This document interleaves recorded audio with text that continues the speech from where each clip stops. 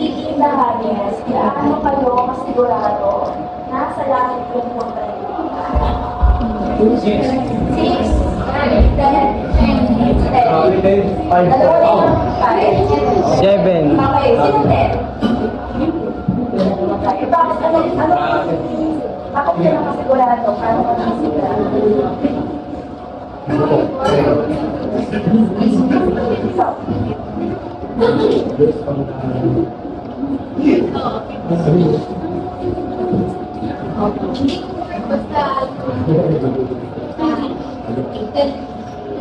Then yung hindi ko ano, how about makagawa ka ng magiging kasalanan?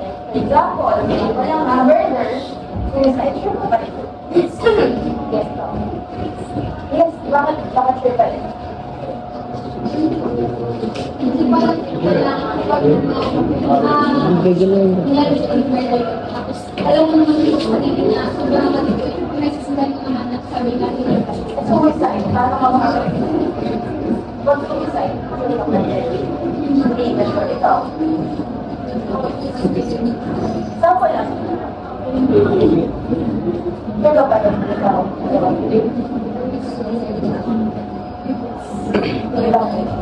kasi po yung separation of someone's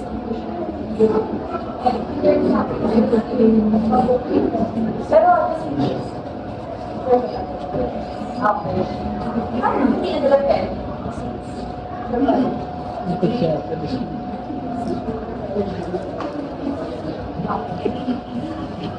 Okay, kaya kasi tinanong kasi importante siya, diba? Hindi natin alam kung hanggang kailan tayo buhay. Kung buhay ka pa mamaya o bukas. Hindi mo nakakaalam dito. Wala, diba? So, ang alam lang natin, surprise siya. Diba? Pag namatay tayo, surprise, nasa langit ka. O surprise, nasa impyerno ka. Kung gaano ka kabait, parang gano'n. Pero hindi naman siya kailangan maging surprise. Kasi, meron po sa ating iniwan na salita ang Diyos.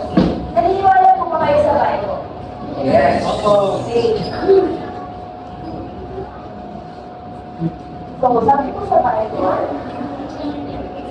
ye may know that we have eternal life. Sabi niya, pwede mong malaman. Hindi siya kailangan na maging surprise. Sabi niya, pwede mong malaman na meron kang buhay na walang hanggan o eternal life. Ano bang ibig sabihin kung meron kang eternal life? Ibig sabihin doon, dahil po mamatay yung physical natin na katawan, yung kaluluwa natin still buhay pa rin at kailangan po ang lupa na.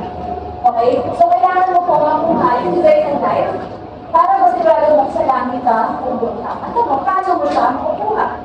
So, unang po na sa lahat, sabi po sa Romans 3:23, for all have sinned and come short of the glory of God. Sabi na ang lahat ay nagkasala at hindi makaabot sa kalubalatian ng Diyos. Ako po at nagkakasala ako every day. Hanggang sa mamatay ako magkakasala. Hindi ako proud, pero nobody's perfect, di ba? Kayo hindi ba nagkakasala? Yes. Sino hindi nagkakasala? Wala. So lahat ay nagkakasala. Okay? Alam niyo ba na may kabayaran ang ating mga kasalanan? Sabi sa Bible, for the wages of sin is death. Sabi niya, sin, kahit isang kasalanan lang po, sin equals death.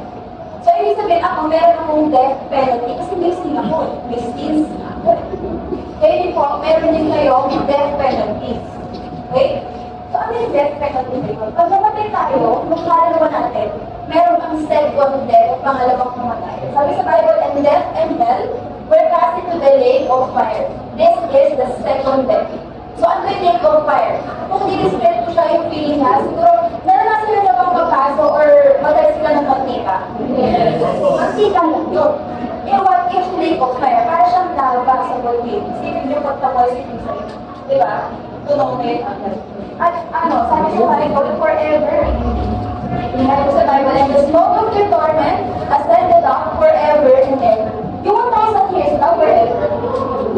Games mo nagagtahan ka. Forever. Mas nalagal mo sa kulungan, yung kulungan mo may laya ka eh.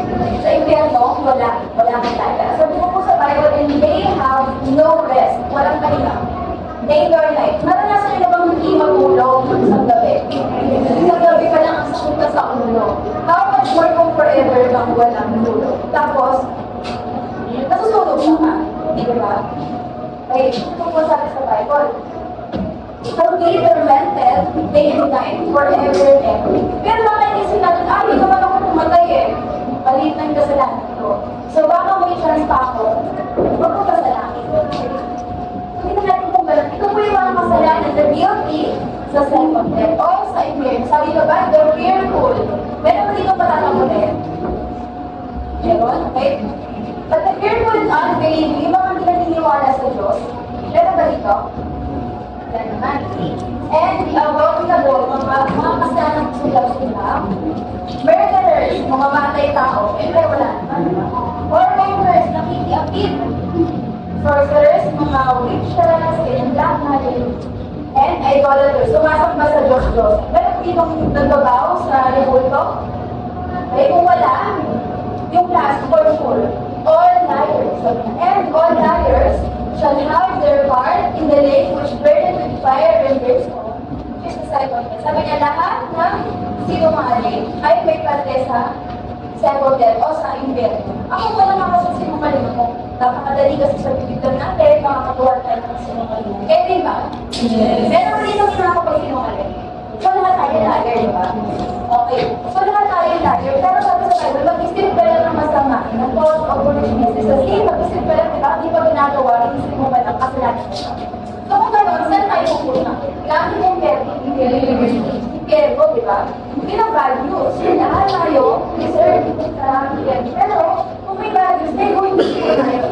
Sabi sa Romans 5:8, but God commended His love toward us in that while we were yet sinners, Christ died for us. Nakulay po si Jesus Christ para sa atin. Kilala niyo ba si Jesus Christ?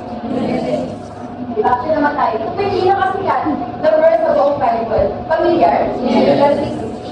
For God so loved the world that He gave His only begotten Son. Mahal tayo ni God, hinigay niya po ang kanyang isa-isang bugtong na anak. Na sino? Si Jesus. Sabi ko dito, that whosoever believeth in Him should not perish but have everlasting life. Sabi na, whosoever. At ibig sabihin ng whosoever, available siya sa lahat. Diba? Kaya sino ba daw na maniwala kanino? Right? Kay Jesus, should not perish but have everlasting life. So, paano daw po makuha yung everlasting life? Ano gagawin? Believe kay Jesus. Yung everlasting life po, same lang siya sa eternal life. Okay? Pag meron ka nito, pag namatay yung kisugan, kaluluwa mo, buhay pa silang pupunta. Paano nga daw ulit makuha yung everlasting life o yung eternal life? Believe in Jesus. O halimbawa, naniwala ka na Jesus ngayon. Kailan mo makukuha kung matatanggap yung everlasting life? Kailan siya mag-start? Ngayon. Tama, ngayon kasi present tense siya. Kung papansin nyo, have everlasting life. Hindi siya will have everlasting life. So ngayon siya mag-start. Okay, nag-start na siya ngayon. Hanggang kailan naman siya? Hanggang kailan siya? Everlasting. Kaya kung saan ngayon? Wala. So, it will start today to last forever. Okay. So, may isang pong lalaki, nagtanong siya sa apostle. Tinanong niya, and brought them out and said, Sirs, what must I do to be saved? So, must, diba? Ano kailangan niyong gawin, natin gawin para maligtas? Sabi sa kanya, they said, believe on the Lord Jesus Christ, and thou shalt be saved in thy house. Okay? Para tayo maligtas? Believe. Galing o? Jesus. Pero pag nag-believe ka kay Jesus, meron kang everlasting life. Ibig sabihin, saved ka. Okay? Ano naman ang sabi ni Jesus Christ? Sabi ni Jesus Christ, verily, verily, I say to you, he that believeth on me hath everlasting life. Sabi niya, kung sino ang maniwala sa kanya ay merong buhay na walang buhay. Para sa ito. Okay, alam na natin kung paano mabuhay everlasting life. Okay, I believe in Jesus Christ. May balikan na natin ka about sa death penalty. Natatandaan niyo ka? Okay, because it equals death. Nagkaroon ko pang siya. But the gift of God is eternal life through Jesus Christ our Lord. Sabi niya po, yung eternal life ay gift of God. Basta mong gift, may join ba yun?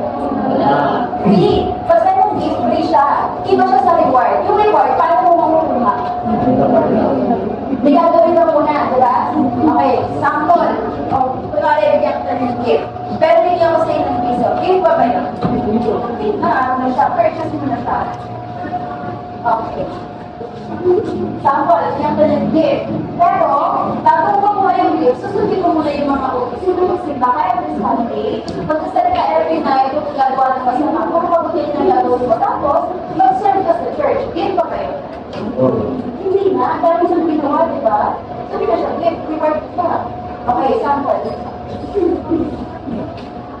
Okay. Anong pangalan?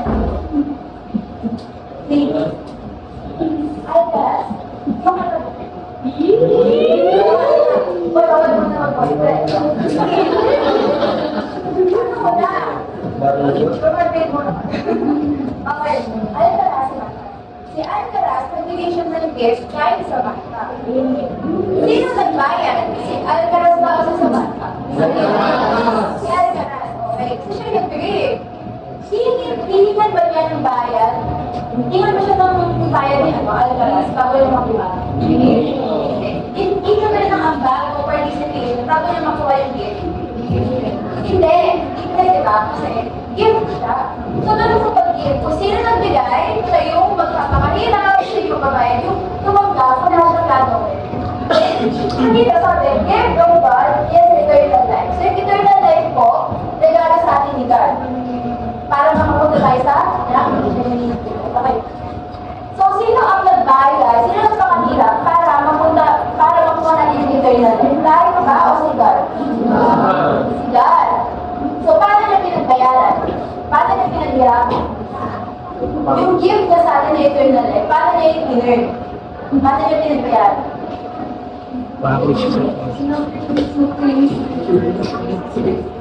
Okay. Sacrifice na si Jesus Christ po. Tama po. Si Jesus Christ po ay God. Okay, naniniwala po ba kayo? Yes. Hindi po naniniwala na si Jesus ay God? Wala naman. Jesus is God. Siya po ay, God is God the Father, God the Son, God the Holy Spirit. Si God the Son, si Jesus Christ, Diyos po siya na nagkatawang tao 2,000 years ago. Namuhay po siya ng walang pagkakasalan, zero sin, napagaling siya ng mga may sakit, gumawa siya ng mga milagro, nagturo siya sa mga tao. Pero, marami pong nagalit sa kanya. Ginawa po siya kanya ipinakot sa krus, mamatay, inigibig, nung kaluluwa niya po bago sa hell for 3 days and 3 nights. After 3 days, nabuhay siya na maguli, physically. Okay, dapat natin nalilin yun. Death, burial, and resurrection of Jesus Christ. Tama ba? Pero, para saan ba yun? Bakit nangyari yun? Bakit siya kailangan ikaw sa krus mapatayin ng pinagpulungan? Anong purpose yun? Okay. Para mawala ang stigma tao. Tama po. Kasi saan nga rin pupunta kung namatay tayo? Sa hell, di ba? Kaya ba ang purpose ng kanyang death, burial, and resurrection? Kasi po, siya po yung umako, magpapag sa madagat ng kalat sa atin. Okay? So lahat ng kasalanan ng buong mundo, mula sa pinakamaliit hanggang sa pinakamalaki, bayad ng buwagi. Parang nagbabagay ko, may utang kayo sa tindahan. Tapos binayaran ko as a gift. May pagpera sa ba kayo? Wala na. So yung utang natin sa impyerno, kasi sin equals death, di ba? Binayaran po ni Jesus Christ para sa atin as a gift. May pagpera sa ba tayo? Meron pa ka? Wala na. So ang tanong, lahat na ba ng tao pupunta sa langit? Lahat na ba? Kasi ba yan na ni Jesus Christ, di ba? Bakit? Hindi. Bakit hindi? Bakit ko sabihin mas bilhin first kamali? Eh, tama po. Pwede naman po sana na lahat tayo pupunta sa langit. Kasi bayad na niya, di ba? Lahat po. Ang tanong, lahat ba naniwala? Hindi, di ba? Iba-iba tayo ng paniniwala. Kagaya ko, yung tingnan niyo ako, iba yung paniniwala ko. Akala ko, para pupunta sa langit, kailangan mabait ka. Nagsisipa ka, marami kang good words, mabuti kang tao, madal ka, nagbabasa ka ng Bible and research ka sa church. Kung kailangan marami kang points sa langit. Pero akala ko ba, gift siya. Diba? Akala ko gift. Di ba yung gift, wala ka namang kailangan gawin. Tatanggap ka lang. So, mali po yung paniniwala niyo. Na para pumunta ka ng langit, kailangan mabuti kang tao, marami kang points. Sabi ko sa Ephesians 2:8-9, for by grace, basta yung grace, di ba gift ka siya? For by grace, are ye saved through faith. So, na-save daw tayo dahil sa ating faith o pananampalataya. Dahil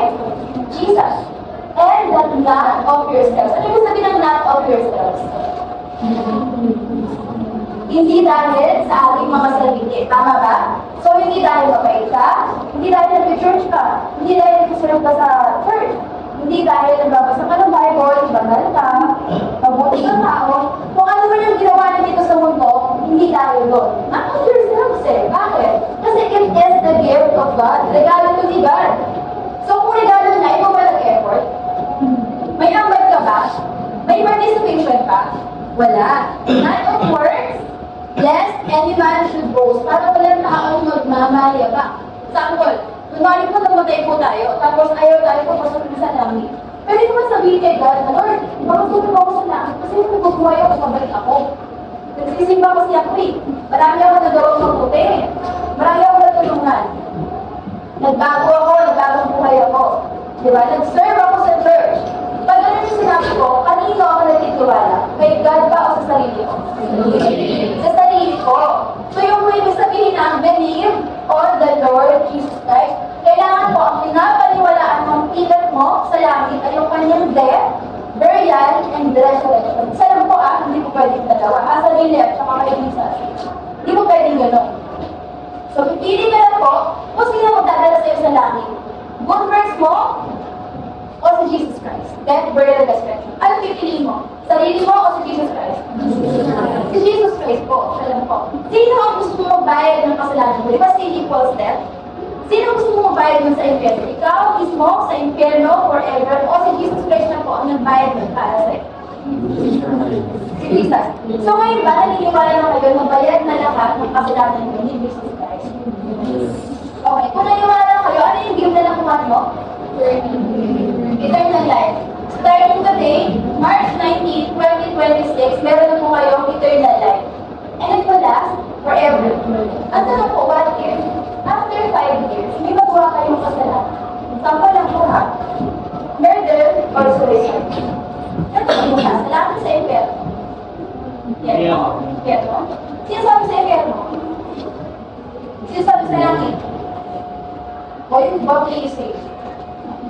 Okay. Sino ang... ulitin ko yung tanong. Di ba naniwala kay Jesus, meron kang eternal life. After 5 years, nakagawa ka ng kasalanan. Murder, suicide. Saan ka pupunta? Sa langit sa impyerno? Di ba? Okay. Ito yan. Ang sagot ko, ano ba yung nakuha mo noong March 19, 2026? Eternal life. Yung may eternal life ka, saan ka pupunta? Langit. Sa langit. Okay? Yung kasalanan mo ba, bayad ni Jesus Christ o hindi ka? Bayad na niya lahat, mula sa pinakamaliit hanggang sa pinakamalaki, ang tanong, naniwala ka ba? Diba? Naniwala ka ba? Kung naniwala ka, saan ka pupunta? Sa langit. Kasi mayroon naman eh. Pero, wait lang. Sabi nga po sa Titus 1:2. Okay. Titus 1:2, in hope of eternal life, which God that cannot lie, promised before the world began. Si God daw po cannot lie, hindi niya kaya mag-lie. So it's either totoo yung sinasabi niya, nabayad na niya, may eternal life ba, o liar siya. Totoo ba ito, liar? Liar siya. Totoo. Okay, so sa langit tayo pupunta. Pero hindi po ibig sabihin na pwede na tayong gumawa ng kasalanan. Kasi bakit? Anak na rin po tayo ni God. Sabi sa Bible, but as many as receive Him, to them give Him power to become the sons of God, even to them that believe on His name. So kung naniwala ka sa pangalan ni Jesus Christ, ay nakalipulitan. Ama mo na siya. Diba? Ama mo na siya. Di ba may parents kayo? Kapag kayo po ba gumawa ng kasalanan sa parents nyo, anak pa rin kayo ng parents nyo? Ano kung gawin nyo, diba? Pero ano gagawin ko sa inyo ng parents nyo pag gumawa kayo ng kasalanan sa kanila? Kasabihan, kapaluin, kapalusahan, diba? Ganun din po si God. Since alam nila po tayo, pag tayo gumawa ng kasalanan, alam niya pa rin tayo. Pero, may tayo. Kumbaga, ang naligtas po sa atin, yung kaluluwa. Yung katawan natin, hindi pa po ligtas sa mga pagkusa niya kung gagawa tayo ng kasalanan.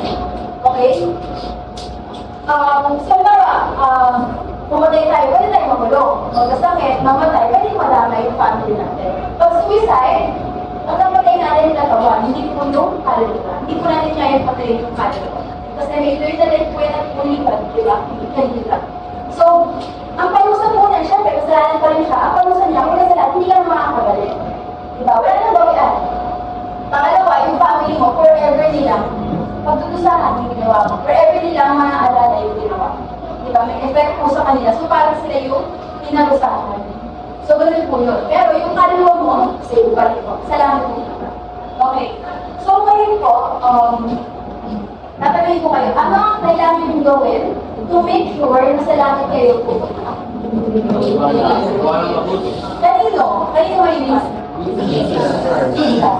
Halimbawa, naniwala kayo sa business na yun. Pero, hindi ako nag-repent ng sins ko. Ibig sabihin, hindi ako nag-sins sa kasalanan ko. Kung ano ako before, ganun pa rin ako sa kailangan.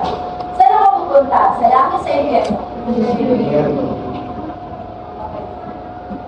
Sa langit pa rin po. Kasi, nagpiliwa ko Jesus Christ, paid na yung sins ko eh. May eternal life ako. Yun nga lang, kung gawa ako gumawa ng kasalanan, ano meron ako? Parusa. Diba? May parusa ako kasi gawa pa ako ng gawa ng kasalanan, nakakapyo. So, may parusa po ako.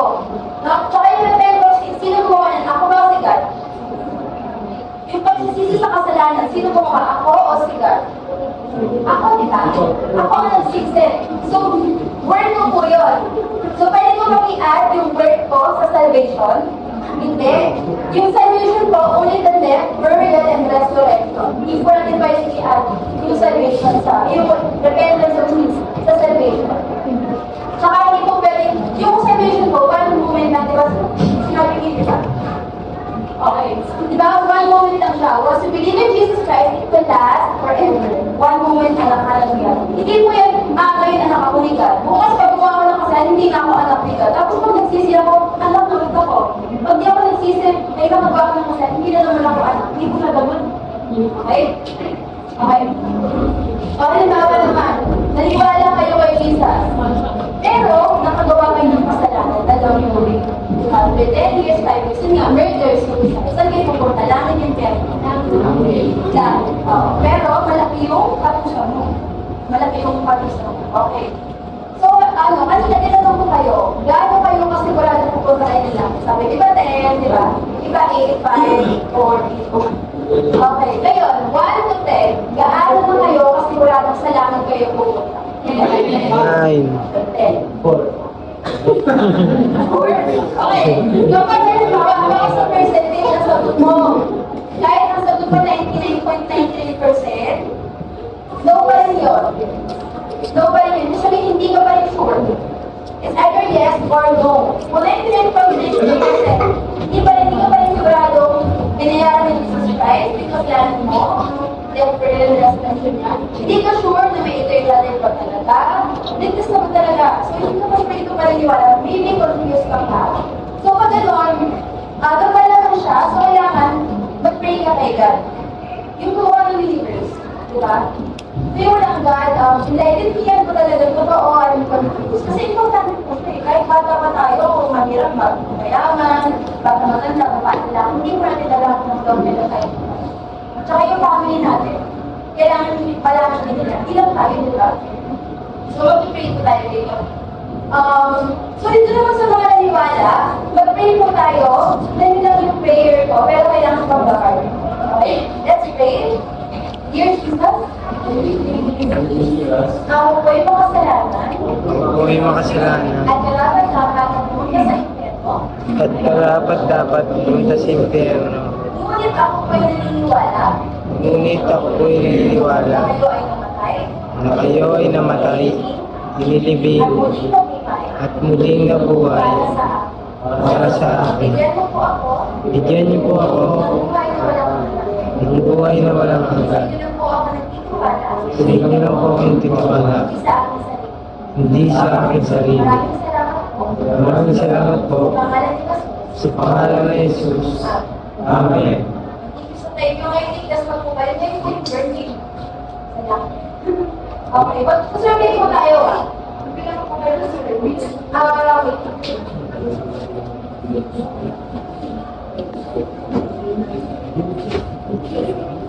Sino po pwede kong pumunta?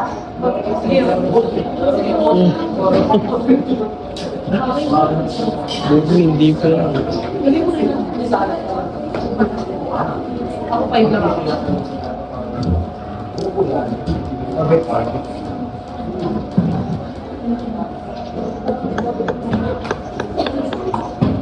Mula 1 to 100%, hindi mo 1 to 10, 1 to 100%, ilang percent ang sigurado na sa langit papunta? Iba yata yung English. Hindi ko lang Number 2, ano ang kailangan mong gawin upang makapunta sa langit? Number 3, nagbago na ba ang iyong paniniwala? Dati ba paniniwala mo good works para pumunta sa langit ng si Jesus na lang? Number 4, si Jesus ba ang langit daan? Patungo sa langit. Number 5, kung ikaw ay nagtiwala sa kaligtasan, subalit, nakamatay, ligtas na pa rin. Percent lang, ilang percent ang sigurado sa langit? 50%. Sure, ako, mag-pray ka ha. Okay, ano ang kailangan gawin upang makapunta sa langit? Hindi. Jesus Christ, maliwala ko. Sabi niya, gumawa ng mabuti. Basto. Okay, but ano, yung paggawa ng mabuti, ikaw po yun. Sabihin, ikaw magbibigay sa sarili mo. Hindi ko. Diba? Sabi ni Jesus Christ, I am the way, the truth, and the life. No man coming to the Father that by me, sabi ni Jesus Christ. So, kung ni Jesus Christ ha, okay, nagbago ba ang iyong paniniwala? Kung nagbago, okay. Si Jesus ba ang langit daan? Patungo sa langit? Yes. Okay? Kung ikaw ay nagtiwala kay Jesus, pero nakapatay, hindi pa kapatay, sa langit ka ba rin pupunta? Yes. Sa langit pa rin, pero may palo ka ha. O ngayon, ligtas na po yung kaluluwa nyo. Okay? Ang hindi pa ligtas, yung katawan. Pag gumagawa tayo ng masama, may pag-usap po tayo. Pag gumagawa tayo ng mabuti, may blessings tayo, may reward tayo. Yung prayers natin matutupad. So,